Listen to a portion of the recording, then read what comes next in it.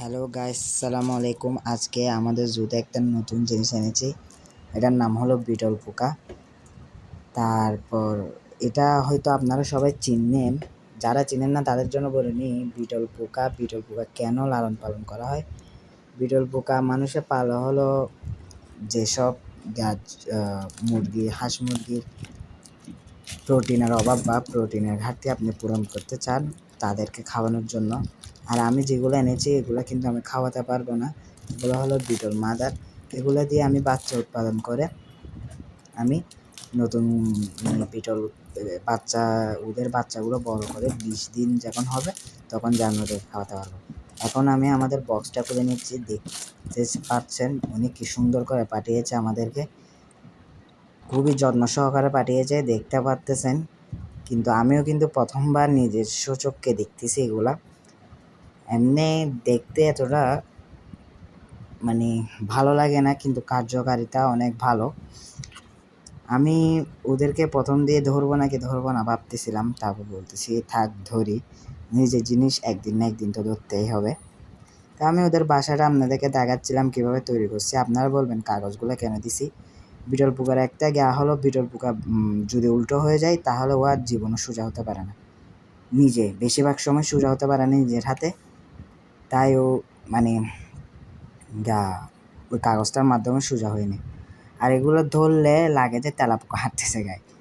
যারা এগুলাকে পছন্দ করেন না, হাঁস মুরগি এগুলাকে, তারা এগুলো জীবনেও পালতে পারবে না আমার মতে। আমি প্রথমবার ধরছি, আমার থেকে খুবই খারাপ লাগছে এক ধরনের। কি বলবো আর আপনাদেরকে, হয়তো এটা লাগাটা স্বাভাবিক, কেননা প্রথমবার ধরতেছি। এরকম লাগতেছে তেলাপোকা একটা আমার হাতের মধ্যে হাঁটতেছে, সেম এরকম, কিন্তু ধরতে তেলাপোকা না, কিন্তু পাগুলো তেলাপোকার মতোই। তারপর আর কি করব, নিজের পোষা প্রাণী অবশ্যই আমার থেকে পালতেই হবে। ওদেরকে আমি নিছি, এখন ওদের জন্য ওদের নতুন ঘরে ছেড়ে দিচ্ছি। দেখতেছেন একটা ওর আগের বক্সকে ভুলতে পারতেছে না, আগের মালিককে। ও বলতেছে আমি আগের মালিকের কাছে ফেরত যাব, কিন্তু ও জানে না যে আগের মালিকের কাছে আর ফেরত যাওয়া হবে না। ওর কাছে নতুন মালিক ওদেরকে আরও ভালো করে রাখবে। এখন দেখতেছেন আমি তো নতুন পালক, আমি আবার কাগজ দিয়ে ওদেরকে সমান করতে চাচ্ছি। আমার এটুকু বুদ্ধি নেই, এটা একটা ঝাঁকা মারলে সমান হয়ে যাবে চারিদিকে। কি করার আর, তো নতুন পালক হিসাবে কথা। সুন্দর করে আবার দিলাম কাগজগুলো দেওয়ার পর দেখতেছি নতুন জিনিস বারবার দেখতে ইচ্ছা করে।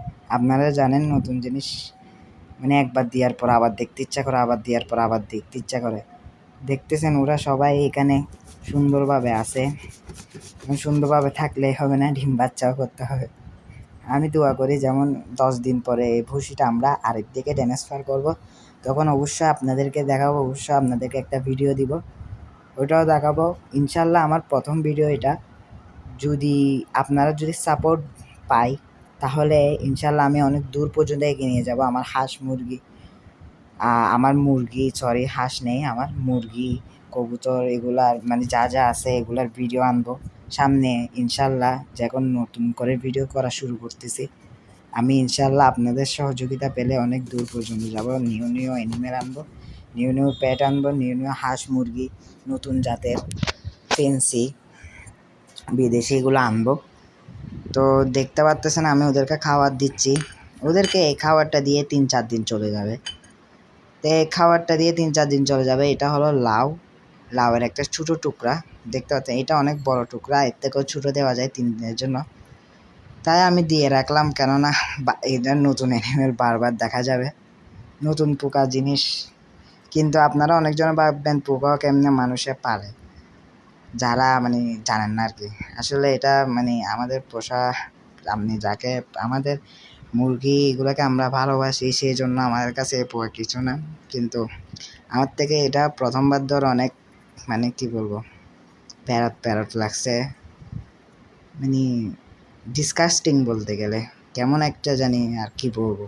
হাতে নিলেই তেলাপোকার মতো ভাব, তাহলে বুঝতেছেনি তেলাপোকার পা যেরকম কাটা কাটা, এটাও কাটা কাটা ওরকম। কী করব, নতুন অ্যানিমেল আনছি, ওদেরকে ধরার পরে ফিলটা আপনাদের সাথে শেয়ার করতেছি। এখন দেখতে পাচ্তেছেন ওরা ওদের নতুন ঘরে সুন্দরভাবে ঢুকে যাচ্ছে। ওদেরকে, এটা আমার সেট আপ, ছোটোখাটো আমাদের একটা পুরানো আলনা ছিল, ওইটার নিচে আমি ওদের সেট আপটা করছি। তো এখন ওদেরকে মশারি দিয়ে ঢাকে দিচ্ছে, এটা ঢাকতে হয় না, তাইও মানে ঢাকে দিচ্ছে যেমন টেনশনটা না থাকে। তারপর এখন ওদেরকে বিদায় দেওয়া পালা হয়েছে, টাটা, তোমরা এবার নতুন করে সংসার করো।